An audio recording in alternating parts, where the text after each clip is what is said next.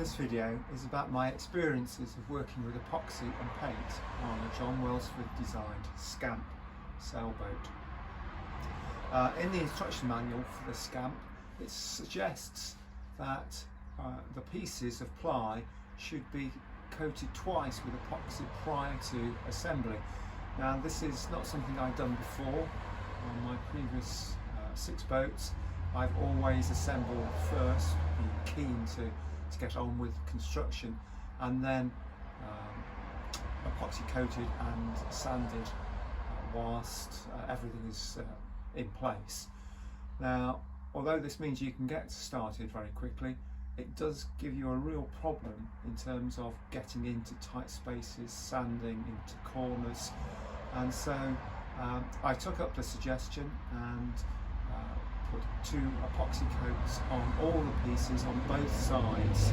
We're going to be inside the boat, although left the one side uncoated that was going to be outside to be treated later. And this is my first recommendation coming up.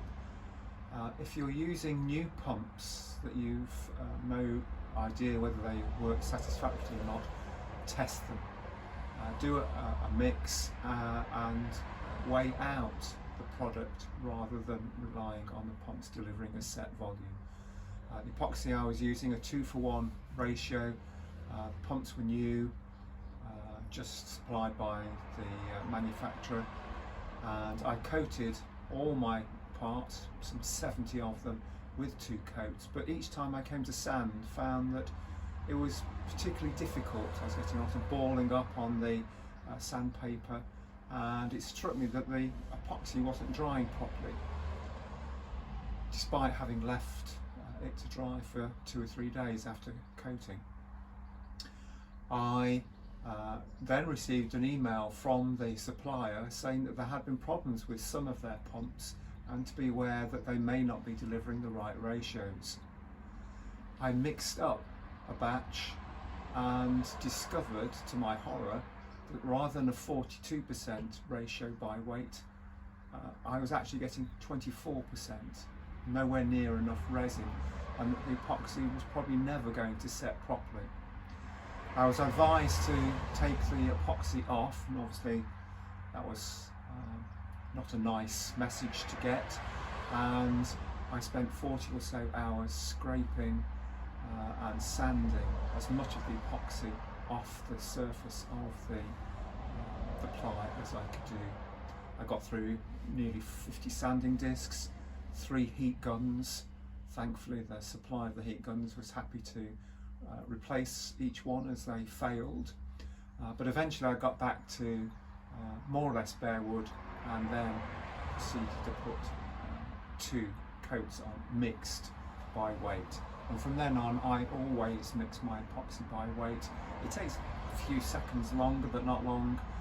And the other advantage is you can mix up exactly how much you need rather than having to do a full pump's worth. So the ply panels inside the boat have received 2 coats of epoxy, both sanded down, and then construction took place. Then outside the boat, once built, it's had 2 coats of epoxy. The bottom and first plank have had glass fibre applied, the transom and bow have had glass fibre applied, and there has been taping around the edges. In fact, talking about taping, rather than use glass fibre tape, which has a very hard sewn edge to it, which is quite difficult to cover up with epoxy, I typically cut strips of glass fibre from an epoxy cloth, from a glass fibre cloth, and I can make them any width I like, typically 2 or 3 inches. I can pull the threads out of the edges so that I've just got a fine edge that is easily blended into the surrounding area. So this back edge and these side edges here have had 3 glass cloth applications. Firstly, strip going around the edges, then the back panel or the back, sorry, the bottom panel and the side panels were coated with fiberglass and bent over the edges for about an inch, and then when I applied the transom and bow glass fibre, I also bent that over onto the bottom and side panels by again about an inch. That was all sanded down. So in total, the epoxy coatings on the bottom of the hull are the two coating coats, then a wetting out coat for the fiberglass, followed by two filler coats to fill the weave of the epoxy. I then came to painting the boat. I use Hempel multi-coat paint for the primer and undercoats, and their brilliant gloss paint for the top coats.